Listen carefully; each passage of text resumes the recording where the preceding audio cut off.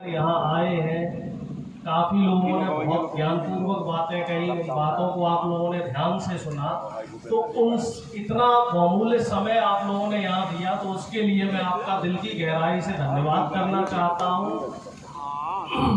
सबसे पहले मैं हमारे जो गुरु आराध्य हैं दादा श्री कृष्ण, उनको नमन करना चाहता हूँ।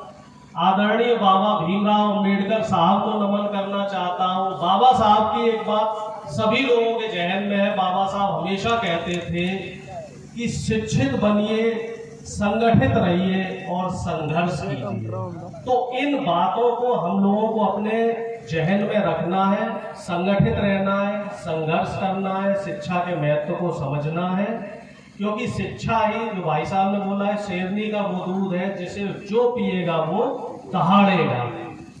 मैं बहुत बहुत धन्यवाद करना चाहता हूँ बड़े भाई साहब रंजीत चौधरी जी का, जिन्होंने मेरे लिए इतनी बढ़ा चढ़ा के बहुत सारी बातें कही। बड़े भाई साहब आनंद जी का, और यहाँ मंचासीन जितने भी महान विभूतियाँ हैं, मैं सभी का बहुत बहुत धन्यवाद करना चाहूँगा। आदरणीय पंडित जी परशुराम जी का धन्यवाद करना चाहूँगा।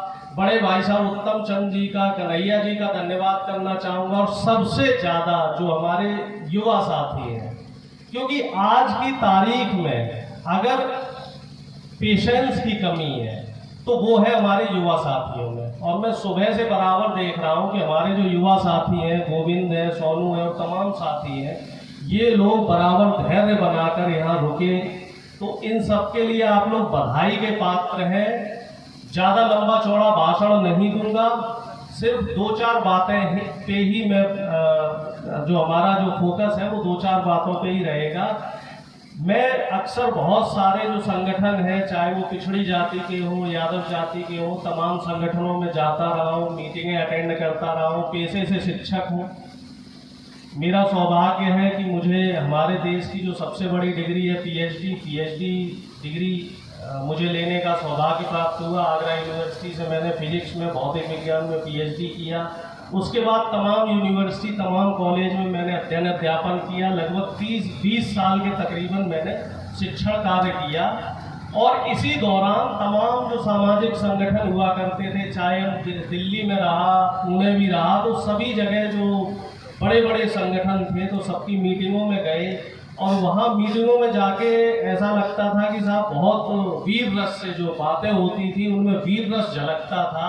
बड़े बड़े एग्जीक्यूटिव लोग आया करते थे, बड़े बड़े आईएएस पीसीएस ऑफिसर्स आया करते थे, बहुत बड़े बिजनेसमैन, और अपने विजिटिंग कार्ड लेके जाया करते थे, और मंच से बोलते थे कि साहब कभी भी मेरी सेवा की जरूरत हो, कोई काम हो तो बेधड़क याद कर लेना।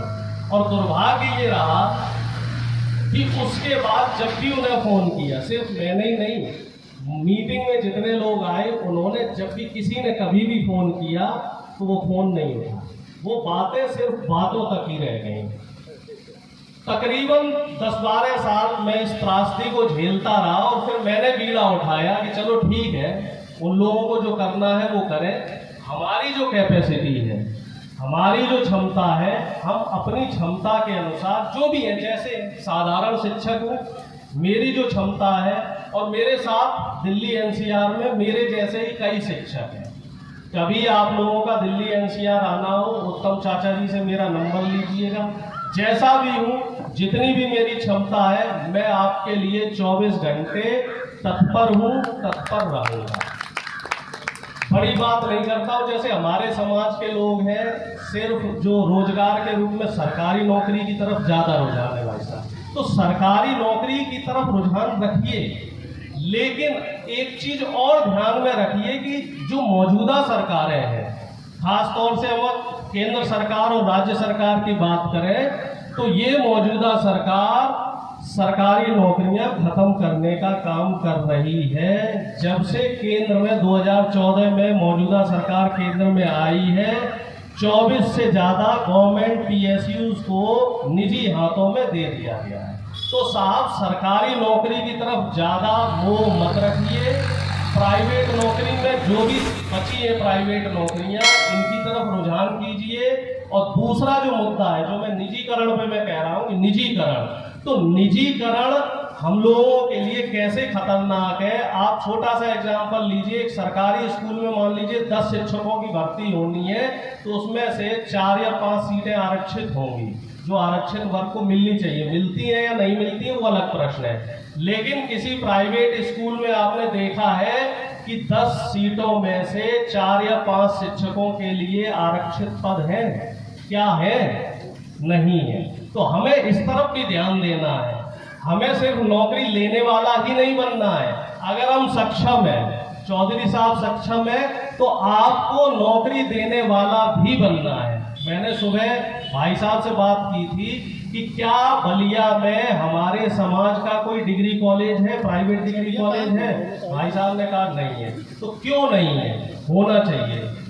अगर नहीं है तो होना चाहिए। क्या हमारे समाज के लोगों की प्राइवेट फैक्ट्रियां हैं, प्राइवेट कंपनी है? अगर नहीं है तो होनी चाहिए। दिल्ली एनसीआर में आपके सौभाग्य से, जैसे भाई साहब कह रहे थे कि वहाँ लोग अमीर हैं, यहाँ